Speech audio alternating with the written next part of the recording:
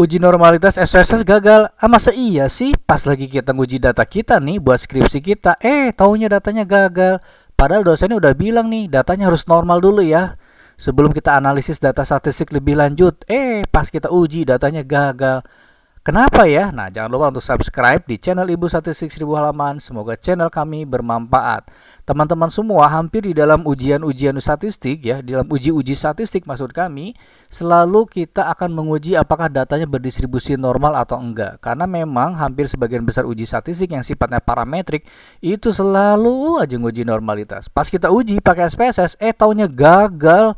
Kenapa gagal ya? Nah, kita lihat nih. Jangan lupa untuk subscribe ya di channel Ibu Statistik 1000 halaman. Semoga memberikan kemanfaatan. Nah, sampel size di dalam uji normalitas harus banget kita ketahui dulu nih, karena dua uji ini berbeda nih.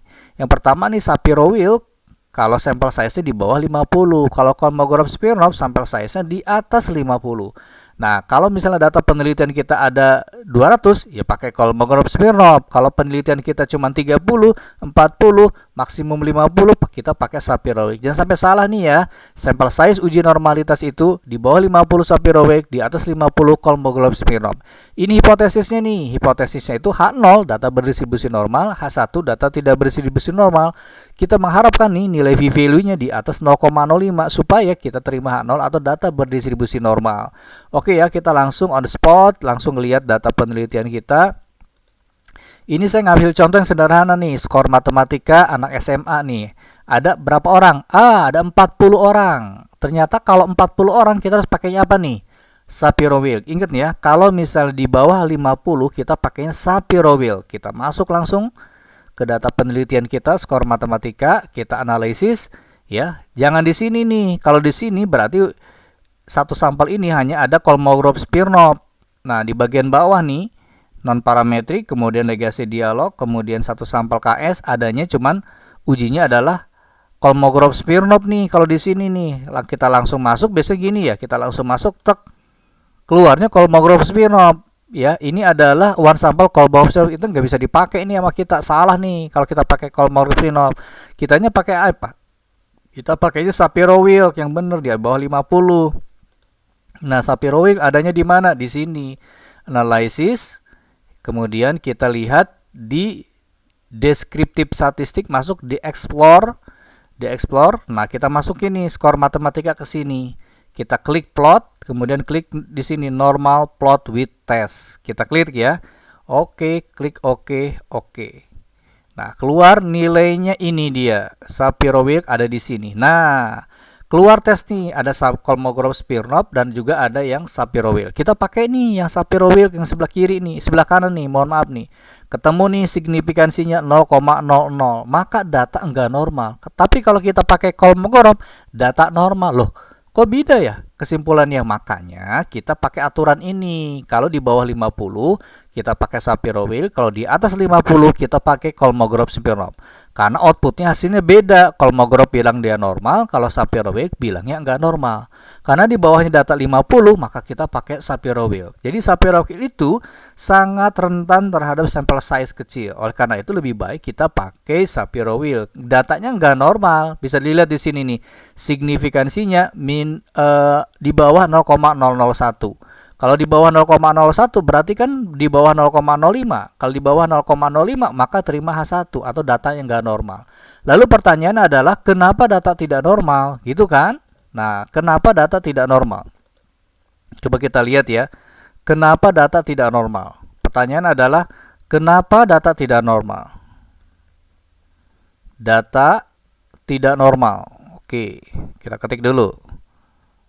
Nih, kenapa data kita nggak normal? Kita bisa memeriksa di tempat yang tadi nih, di output yang tadi. Nih, normal Kiki plot, kita lihat. Harusnya data ini ada di sekitar garis miring melintang 45 derajat ini. Dia nyempil nih dua orang nih. Nyempil di sebelah kiri. Maka kemungkinan nih dua orang ini disebut sebagai data outlier. Nah, kita lihat lagi nih di box plot. Ini namanya adalah diagram box plot. Ya, ini nilai median dan 95% data itu ngumpul di kotak biru.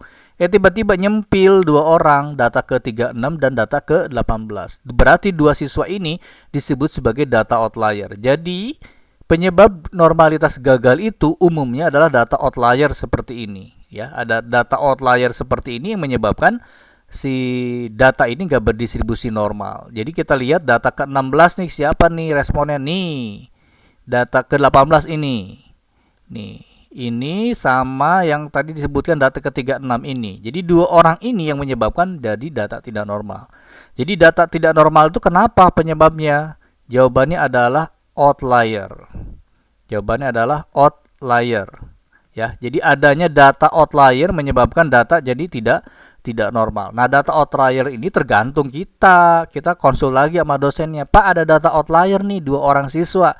Harus diapain? Dibuang atau tetap saja datanya dipakai. Jadi artinya ngolah datanya tetap dalam keadaan tidak normal atau datanya dibuang, terserah. Nah, itu dikembalikan kembali kepada kita nih sebagai peneliti. Tapi intinya dari statistik udah ngasih tahu penyebab data tidak normal itu ada data outlier. Ini responden ke-18 dan responden ke-36 berdasarkan data box plot dan berdasarkan dari normal Kiki plot ini nih. 2 orang ini nyempil, nilainya kecil, yang lain nilainya besar, menyebabkan data tidak normal. Tapi intinya kita kalau di bawah 50 kita pakai Sapir-Whorf, di atas 50 kita pakai Kolmogorov-Smirnov. Ini contoh bahwa dua pengujian ini berbeda kesimpulannya. Oke ya, nah itu dia teman-teman, bisa kita sampaikan pada teman-teman semua. Kenapa data tidak normal? Karena adanya data outlier. Bagaimana cara mengecek data outlier? Tadi sudah kita peragain pakai box plot atau pakai Kiki plot. Jangan lupa untuk subscribe di channel kami. Kami memiliki ebook tentang SPSS banyak 1000 halaman ada di sini, dan ini adalah toko online kami. Terima kasih. Assalamualaikum warahmatullahi wabarakatuh.